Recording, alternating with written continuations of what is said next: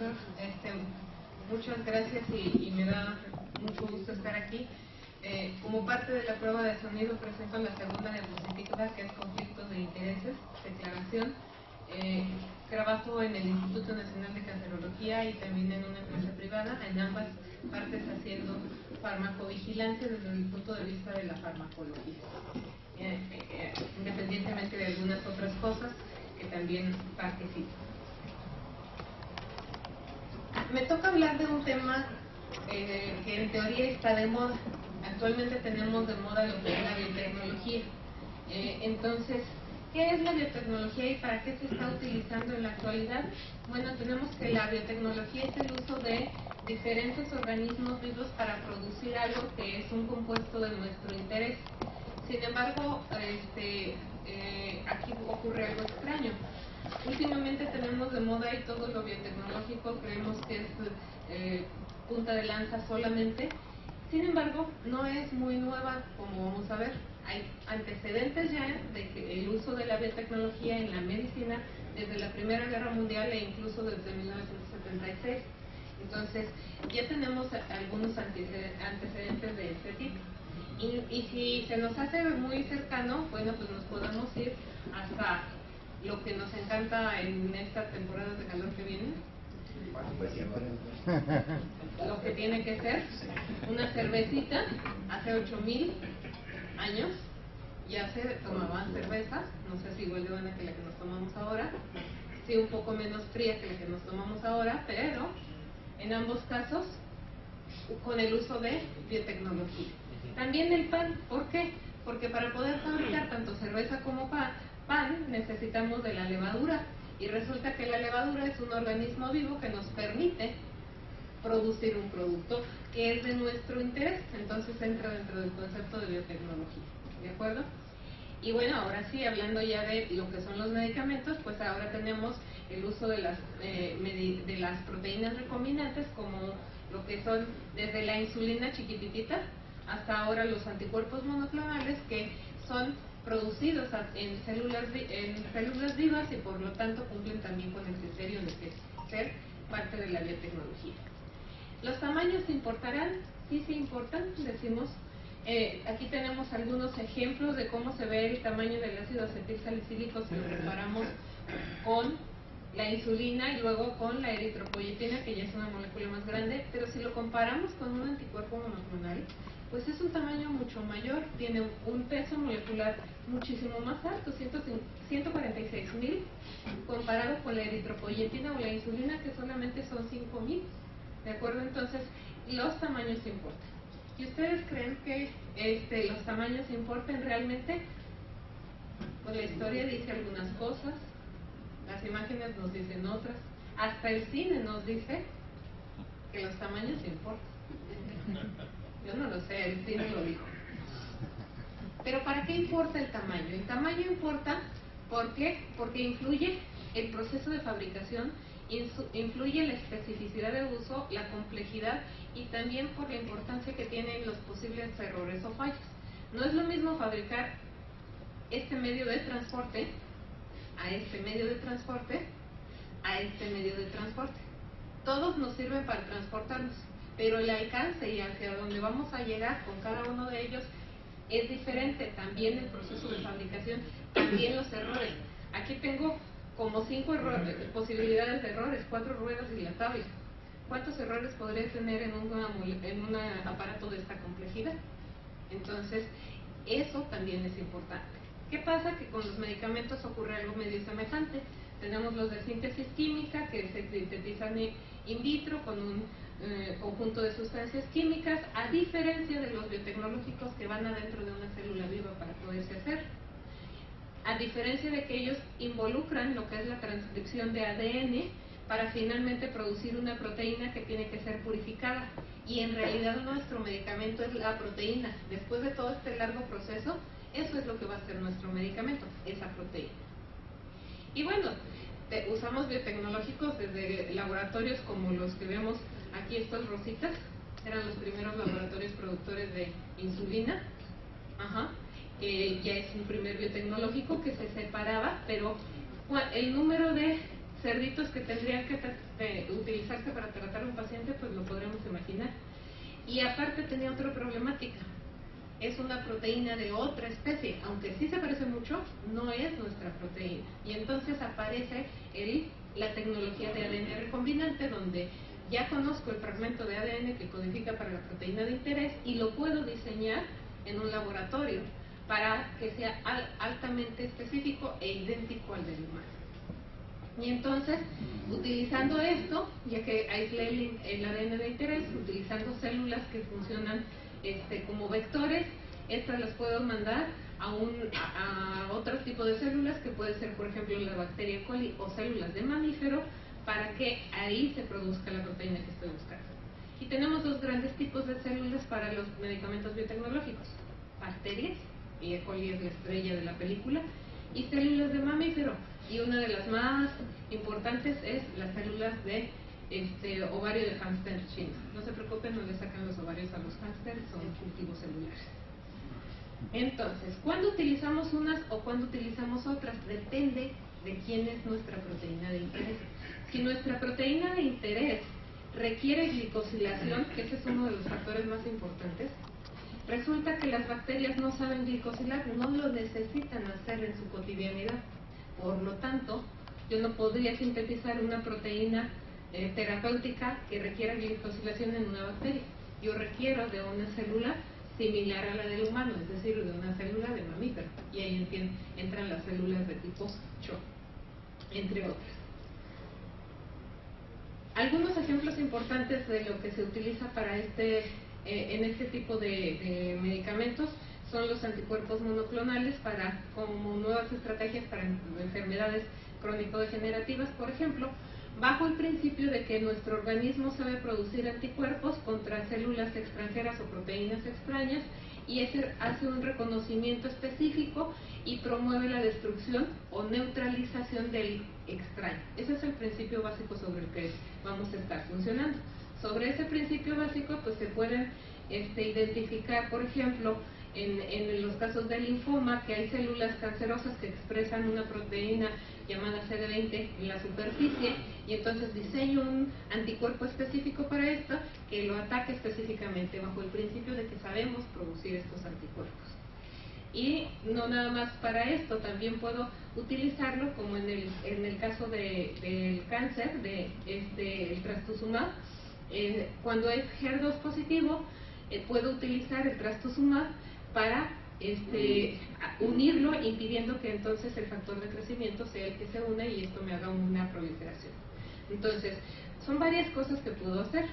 También puedo tratar enfermedades antiinflamatorias, por ejemplo, la artritis ahora, con los pacientes que expresan mucho CD20, entonces puedo utilizar fármacos anti-CD20 como una estrategia para este tipo de tratamientos. Y el caso donde ustedes son mucho más expertos que nosotros, en la parte de el control del colesterol a partir de un anticuerpo que se dedica a bloquear a una proteína específica que en condiciones normales estaría modificando lo que es la introyección del receptor y por lo tanto destruyendo al receptor de una forma más importante para el colesterol de baja densidad, y entonces esto sería contraproducente. ¿Qué pasa si nosotros bloqueamos esta actividad? Pues tenemos una respuesta favorable. ¿Y cómo fabricar finalmente esto? Decimos que este medicamento es un anticuerpo monoclonal totalmente humano. Entonces regresamos a la idea de que efectivamente ya dijimos que era un anticuerpo. Ahora, ¿qué es esto de monoclonal y qué es totalmente humano?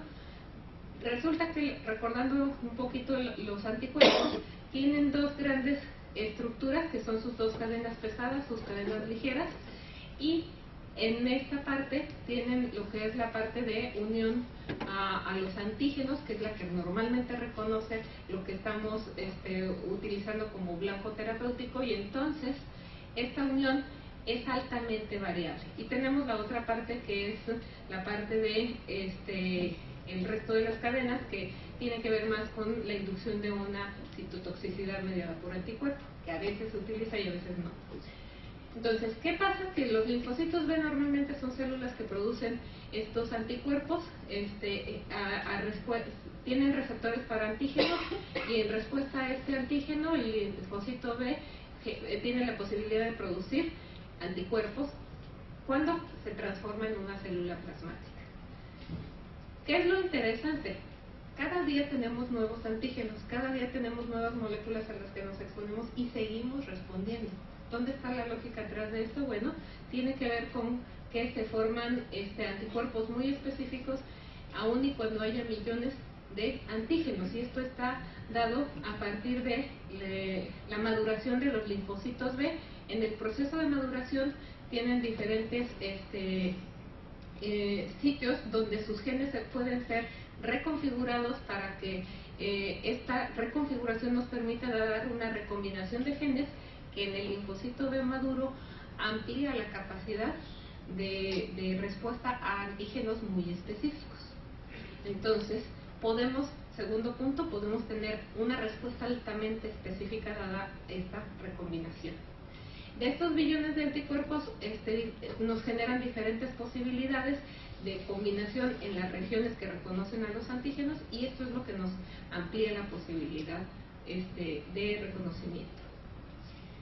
¿Qué es lo que pasa? Si diferentes linfocitos atacan un mismo antígeno, hay una probabilidad de que cuando produzcan sus anticuerpos, estos se dirijan a sitios diferentes. Cada anticuerpo puede ir a un lugar diferente. Y entonces, a estos lugares diferentes donde se unen los anticuerpos, los llamamos epítopes. Si todos ellos los colectáramos en un solo frasco y entonces tuviéramos que, aun y cuando todos van sobre el mismo antígeno, van a lugares diferentes, entonces así es como generamos de clonas diferentes los anticuerpos policlonales que tienen uniones específicas a diferentes lugares. Pero esto todavía no es altamente específico, y es específico del antígeno pero no de la región. Y entonces, ¿qué pasa? Que podemos seleccionar una clona, si conocemos exactamente cuál es el sitio de interés, podemos seleccionar esta para un epítope específico y solamente aislar a esta. Y entonces ya le agregamos la parte de monoclonal, porque de una sola clona que es específica de un sitio de reconocimiento que produce anticuerpos solamente de esto, puedo aislarlos y ya tener mis anticuerpos monoclonales específicos de una región. ¿Para qué los utilizamos los anticuerpos en la clínica? Una función muy fuerte es el marcaje de células tumorales para que posteriormente el sistema inmunológico los reconozca y los destruya. También tenemos lo que es la recaptura o retención de moléculas de señalización para que estas moléculas, al estar siendo neutralizadas o inhibidas, como es el caso, estar siendo inhibidas por el anticuerpo, ya no ejerzan lo que sería su cascada normal de señalización. Tenemos algunos anticuerpos contra fármacos específicos para casos de intoxicaciones, y viene una nueva ola de anticuerpos, incluso anticitocinas. Por ejemplo, en las tormentas de citocinas, donde hay una reacción alérgica muy importante, podemos neutralizarla con esto. ¿Cómo los producimos? Pues los anticuerpos monoclonales se pueden producir a partir de que ya identificamos lo que queremos generar sobre el antígeno sobre el que vamos a generarlo. Se introduce en una célula, en un organismo, en un ratón. Produce la respuesta de estos anticuerpos. Se puede generar estas células estos linfocitos B productores del anticuerpo se unen con una célula inmortalizada, tenemos un hibridoma. La característica es que se reproduce mucho, y si se reproduce mucho, tengo muchos anticuerpos. Pequeño problema, todavía se parece menos a nosotros, el ratón. Bueno, a veces. No le pregunten a Paquita, la del barrio, porque ella piensa diferente.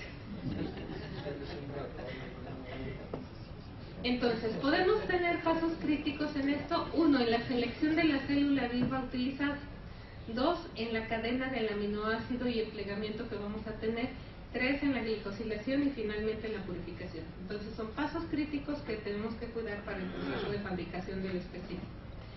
A nivel de la especie, incluso de la que estamos hablando, si nosotros tenemos anticuerpos, empezamos con los murinos, que no nos parecemos mucho, donde tanto lo pesado como las cadenas pesadas como las ligeras y las de reconocimiento, ambos son de ratón. Luego nos mezclamos un poco con los ratones, pero predominando el humano.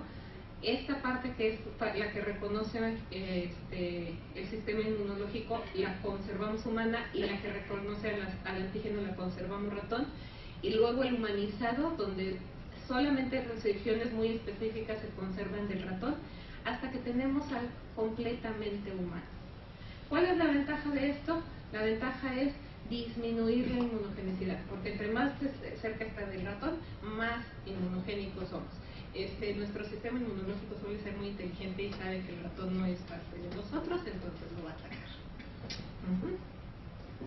Esto que nos va a dar la problemática de tener medicamentos con alta inmunogenicidad es que un medicamento que tiene alta inmunogenicidad me va a generar anticuerpos, las negritas, contra el anticuerpo terapéutico. Entonces, sí, nada es absoluto, nada es totalmente fuera de inmunogenicidad o totalmente inmunogénico. Pero si mi proporción es muy elevada, como en el caso rojo, de muchos anticuerpos antifármaco, mi medicamento, la probabilidad es que tenga yo neutralización de este fármaco, porque el sistema al que se lo estoy administrando y a ese paciente está generando anticuerpos contra el fármaco que yo le estoy dando. Entonces ahí hay una guerra. Entonces, necesitamos tratar de que esto sea lo menos inmunogénico posible para poder tener una buena eficacia. ¿Cómo lo hacemos? Pues humanizando estos anticuerpos, utilizando ratones sometidos a ingeniería genética, que son portadores del gen humano, donde el gen del ratón se silencia, se le agrega lo que es el gen humano y ahora de interés, y ahora el ratón produce el gen humano de interés, y entonces se puede inyectar con un antígeno, que es de interés, y a partir de ahí podemos producir nuestro anticuerpo humano. ¿Qué otras técnicas existen?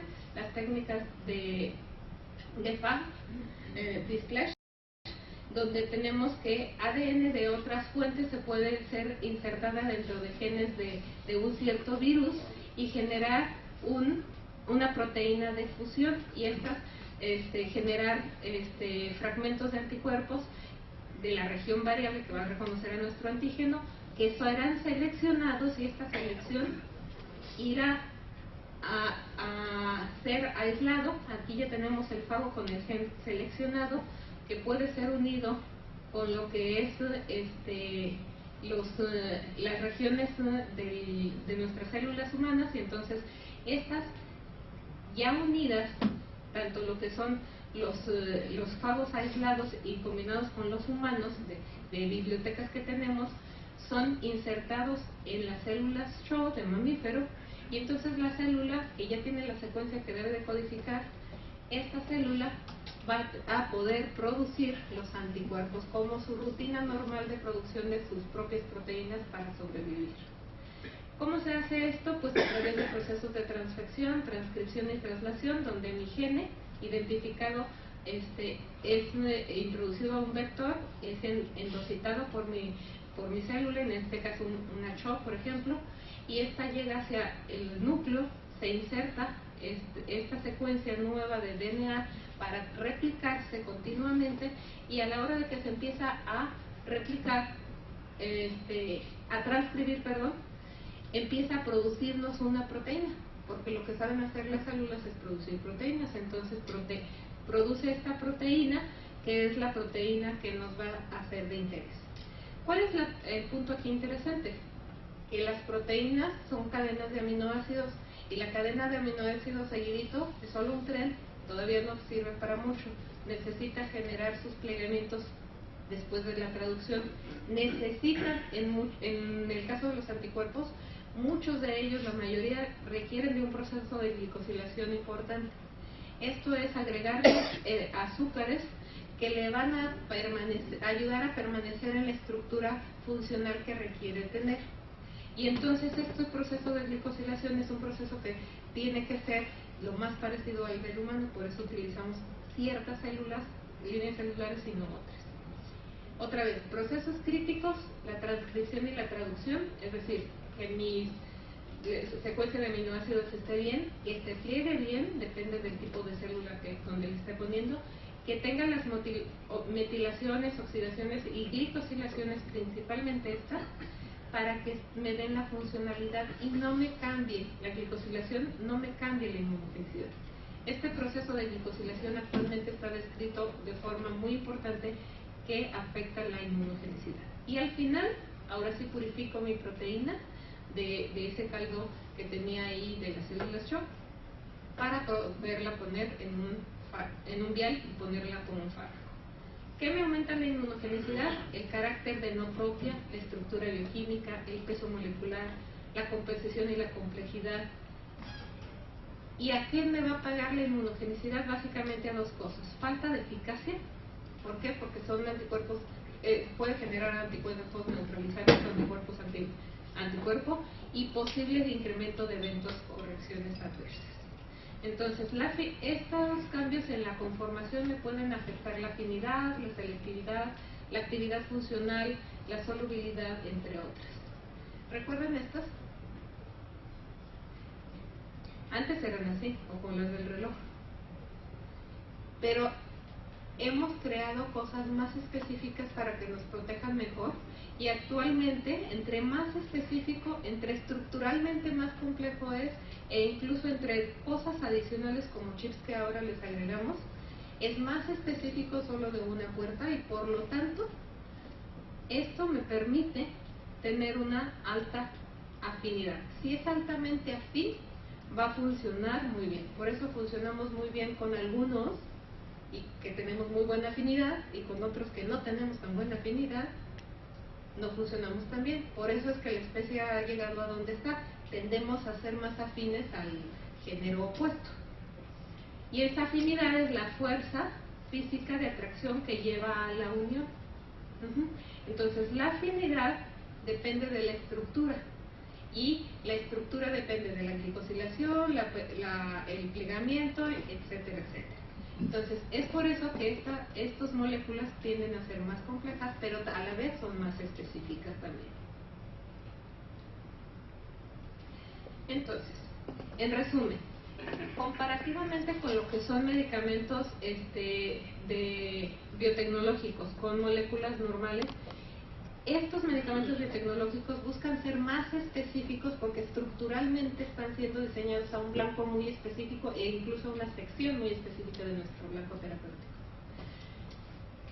Obviamente, por ser más grandes, tienden a ser necesarios administrados por vía parenteral, ya no orales, porque aparte son proteínas, las destruiríamos.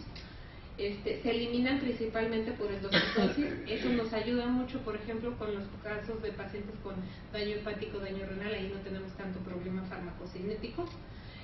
Hay pocas interacciones probables porque son proteínas que cada vez se parecen más a las del humano, entonces tenderíamos a tener menos, tienen una vida media más larga y son productos de ingeniería que se dan por purificación y diseño específico.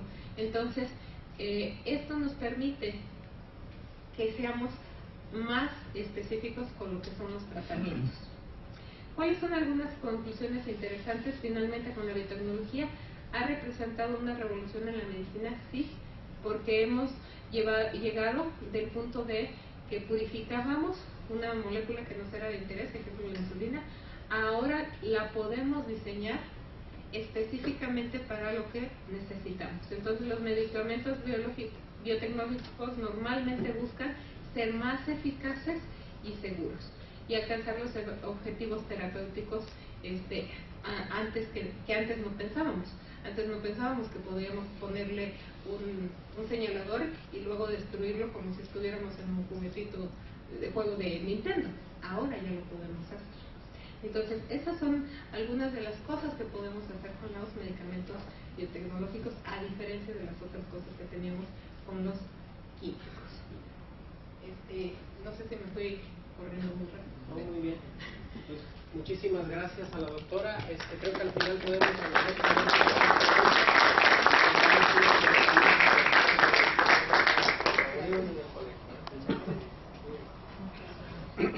Y bueno, pues también es para mí un placer presentar a nuestro siguiente ponente. Él es un endocrinólogo egresado del Centro Médico Nacional La Raza, el doctor Juan Carlos Garnica. Pues además es un participante activo en la elaboración de guías de práctica clínica en endocrinología, y bueno, pues hemos coincidido por ahí en algunos eventos al respecto. Muchísimas gracias, doctor, y bienvenido.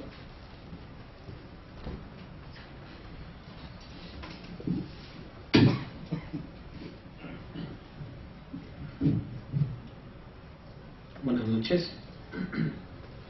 Muchísimas gracias, doctor David. Es un gusto estar aquí con ustedes. Y trataré de ser corto para que nos podamos ir a tomar la copa y a cenar y todo eso, ¿no? Bueno, eso es lo que me dijo el doctor David, Bueno, ok. Bueno, yo creo que el tema que dio la doctora es muy interesante porque es el parteaguas precisamente para entender las terapias dirigidas, no solamente en el área de la endocrino, cardio, sino también en el área de la oncología. Y bueno, vamos a hablar sobre el uso de los inhibidores de PCSK9 en el paciente de alto riesgo cardiovascular.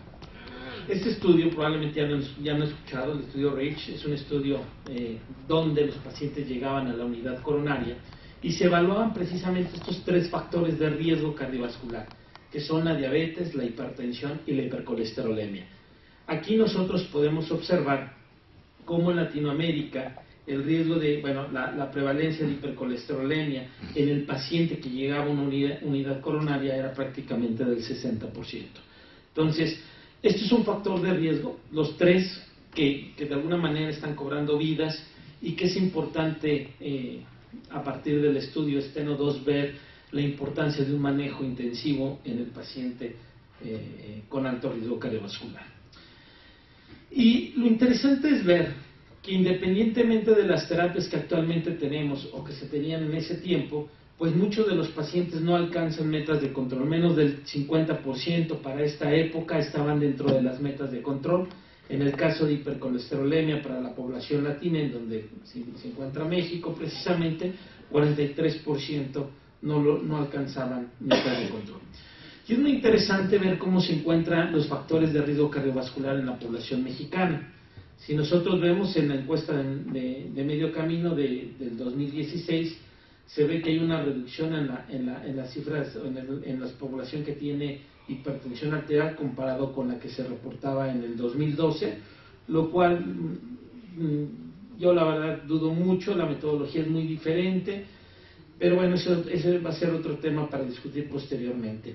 En relación al sobrepeso y la obesidad, bueno, pues se ha mantenido constante de 71%, 72.5%, y quiero mostrar esta prevalencia que está tomada del ENSANUD, un subanálisis que se hizo de población que fue encuestada en el 2006. 2012 no se hizo, se extraviaron las muestras, no sé qué les hicieron. Platicando con los que estaban en ese programa, pues prácticamente pues no se va a hacer, mucho tiempo lo estuve diciendo, y bueno, en el 2016 no ha salido nada. Entonces, vemos que este subanálisis definido como un valor mayor de 200 era del 43%, diabetes mellitus en la encuesta de medio camino subió 0.2%, y el tabaquismo 19%. Y la pregunta es, ¿quiénes se benefician realmente del tratamiento para la hipercolesterolemia? Esto está tomado de las guías de Lipid Pathway, que ustedes ya probablemente las conocen, en relación a la población que ustedes saben se van a beneficiar. Es esa paciente o ese paciente que tiene una enfermedad cardiovascular establecida. Cuando se tiene concentraciones de colesterol LDL por arriba de 190, y esto es muy interesante sin importar la edad, ¿sí? Los pacientes con diabetes mellitus tipo 1 o tipo 2, y ellos utilizan una categoría de riesgo cardiovascular mayor a 7.5 a 10, de más de 7.5 a 10 años como riesgo. Podemos hablar de las escalas de riesgo, que eso sería muy interesante, pero les puedo decir que, bueno, aquí en México lo que nosotros hicimos precisamente ya en las guías de práctica clínica para el año 2016 fue poner la escala de riesgo que está validada en población mexicana y que es precisamente la de GloboRIS. ¿Cuáles son? Y es muy importante que nosotros al momento de tener un paciente con hipercolesterolemia hagamos la estratificación del riesgo cardiovascular. Y aquí ponemos a los de grupo de riesgo, de muy alto riesgo y alto riesgo. El de muy alto riesgo cardiovascular es aquel paciente que ya tuvo obviamente un evento, una enfermedad cardiovascular, ya sea por un infarto, un síndrome coronario agudo, revascularización, accidente vascular cerebral, aneurisma, o bien por imagen en la placa, en la angiografía coronaria o por el ultrasonido de coronarias.